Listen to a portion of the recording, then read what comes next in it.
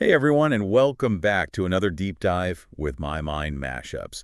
We're going to be diving into the world of sustainable technology for this one, exploring all the latest and greatest breakthroughs that are shaping the future as we speak. And before we get started, a quick reminder to like and subscribe to keep those minds mashing. Always love to jump into a topic that, has such a positive potential impact on the future. Yeah, it's amazing to think that just a few years ago, this whole sustainable technology thing felt like a distant dream. But these reports we've got fresh from 2024 and 2025, they paint a very different picture. The future's unfolding right in front of us, and it's looking greener than ever. Yeah, the speed at which things are developing is incredible. I think it's really this combination of human ingenuity and the urgent need to find these solutions. Yeah, exactly. So let's jump right in. Renewables are having a big moment right now. We're not just talking about your typical solar panels on rooftops anymore. Have you heard about perovskite solar cells? Oh yeah, perovskite cells, they're a game changer. They're incredibly efficient, even surpassing traditional silicon in certain conditions. And what's really cool is that they work so well in low light environments. So no more cloudy days being a downer for solar power. That's great for people like me who don't exactly live in the sunniest of places. Exactly.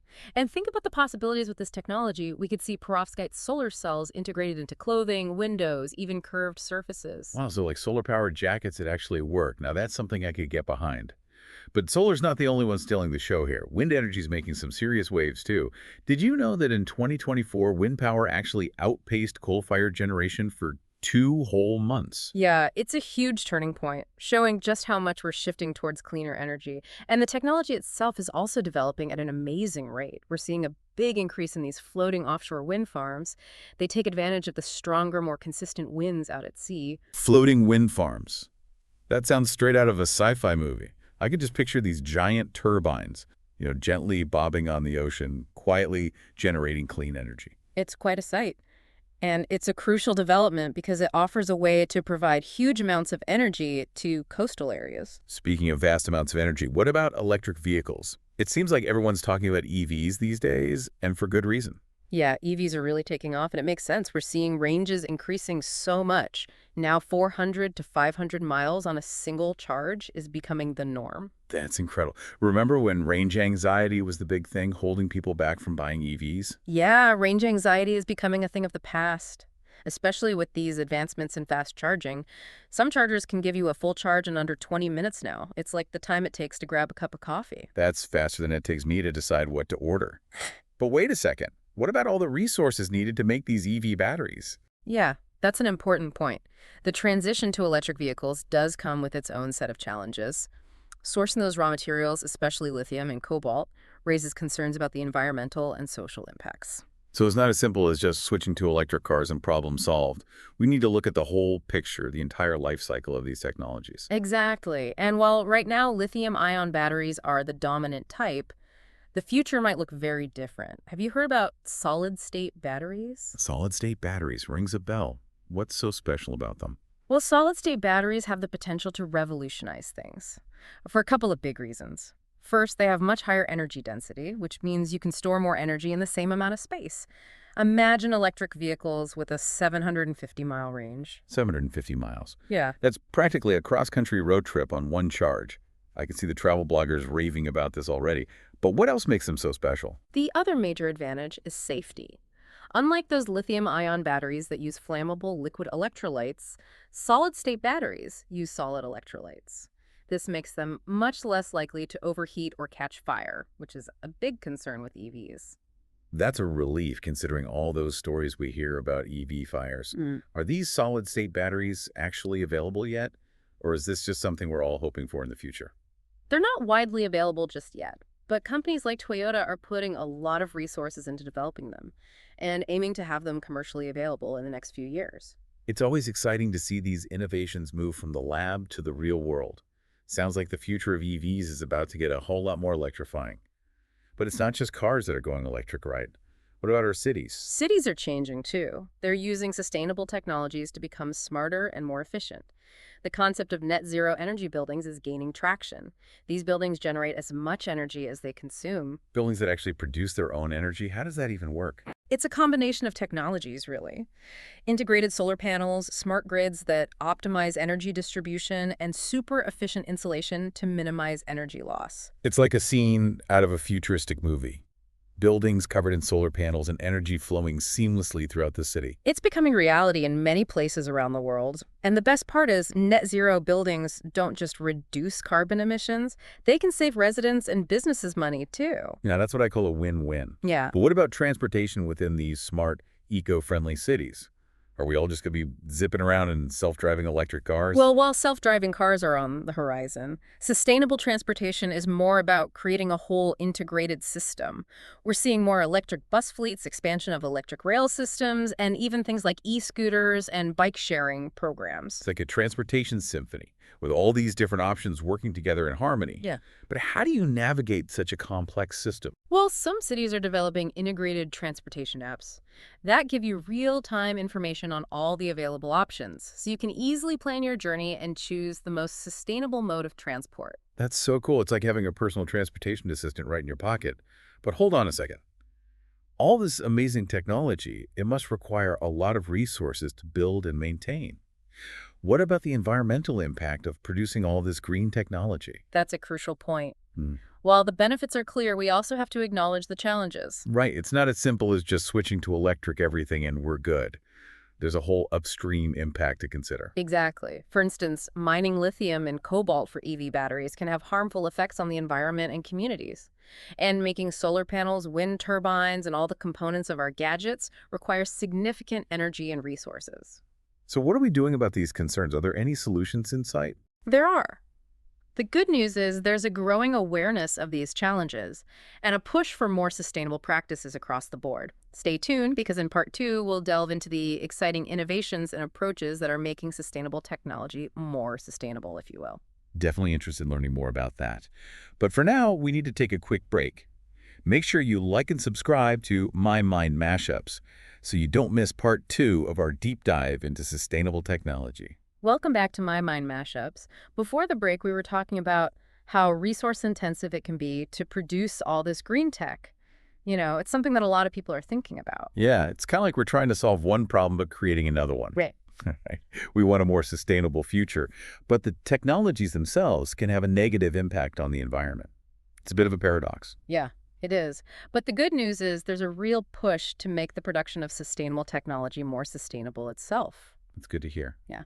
So what are we doing to actually tackle that problem? Well, one exciting area is this idea of a circular economy, where products are designed from the start to last longer, be easier to repair, and ultimately be recycled. So instead of throwing away our old phones and laptops, we could fix them, upgrade them, or even turn them into something completely different. Exactly. And this doesn't just apply to electronics either. We're seeing initiatives to repurpose materials from old wind turbines and solar panels, give them a second life instead of just ending up in a landfill. That's a pretty cool idea. It's like a retirement plan for those technologies. But how do we make sure that products are designed with that circularity in mind from the very beginning? That's where design thinking comes in. Companies are starting to incorporate these principles of circularity into the core of their products. Take modular design, for example. Modular design. Right. Sounds interesting. Tell me more. Imagine a smartphone where you can easily swap out a broken screen or a battery yourself. You wouldn't have to throw the whole phone away or send it in for an expensive repair. That would be a game changer. Not only would it reduce e-waste, but it would also give people more control over their devices. Exactly. And this modularity can be applied to so many other products too. Appliances with replaceable parts, furniture that can be adapted and reconfigured as your needs change. It's like giving products a whole new lease on life. Yeah. And it reminds me of those companies that are already doing this, like Fairphone. Remember we talked about them earlier? Absolutely. Fairphone is a great example of a company that's committed to ethical and sustainable manufacturing. Their smartphones are designed to be durable, repairable, and made with fair trade materials. And they even have a modular design so you can easily upgrade or repair them. It's great to see companies like that leading the way and showing that sustainability and innovation can actually go hand in hand. But it's not just about the products themselves, right? We also need to think about the energy that powers them. You're right. The source of energy is a key piece of the puzzle. And that's why there's this growing focus on green hydrogen. Green hydrogen. I keep hearing that term everywhere. But I have to admit, I'm not entirely sure what it is. Well, green hydrogen is basically hydrogen that's produced using renewable energy sources like solar, or wind power. So it's like a super clean fuel. Exactly. It doesn't produce any carbon emissions, and it can be used for so many things, like powering fuel cells in vehicles or providing heat for industrial processes. That sounds promising.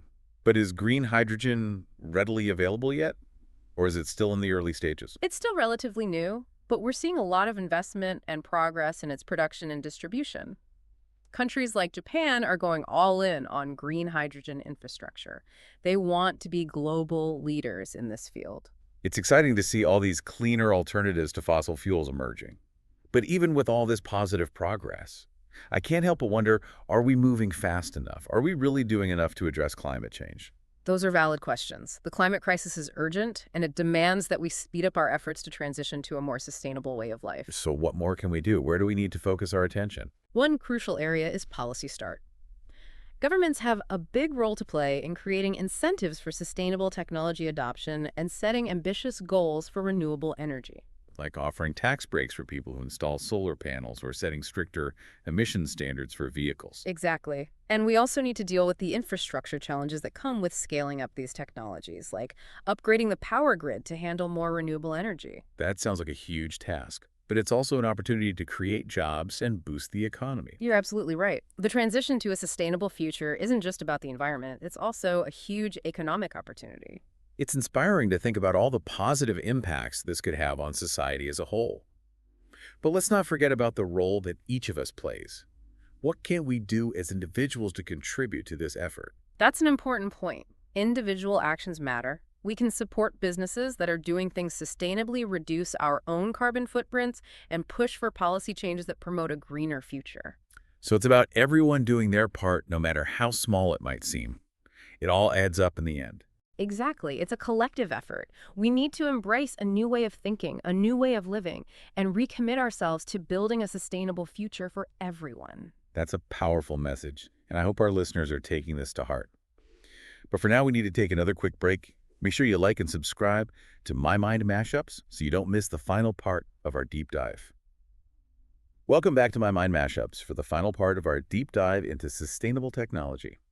We've covered a lot of ground, haven't we, from those incredible perovskite solar cells to the potential of green hydrogen. Yeah, it's been quite a journey. We've seen how sustainable tech has this amazing power to transform our world, but we've also talked about the challenges that come with it. Right, like those resources needed to produce all this green tech and the potential for greenwashing, where companies make these sort of vague claims about how environmentally friendly their products are. Exactly. It's so important to be aware of these things and to approach all this with a critical eye.